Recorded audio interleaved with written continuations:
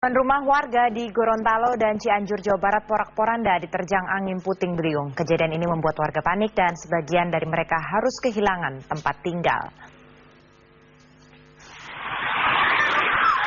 Warga desa Ulapato, Tuladengi, dan Dumati panik dalam sekejap puluhan rumah warga tersebut porak-poranda. Akibat peristiwa ini ratusan warga kehilangan tempat tinggal dan untuk sementara mereka tinggal mengungsi ke rumah warga lain. Sementara di Cianjur, Jawa Barat, belasan atap rumah berterbangan disapu angin puting beliung. Kendati tidak ada korban jiwa, namun peristiwa ini membuat warga trauma kembali ke rumah.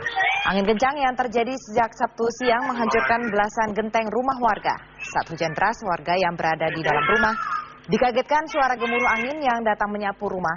Warga kemudian berhamburan keluar menyelamatkan diri.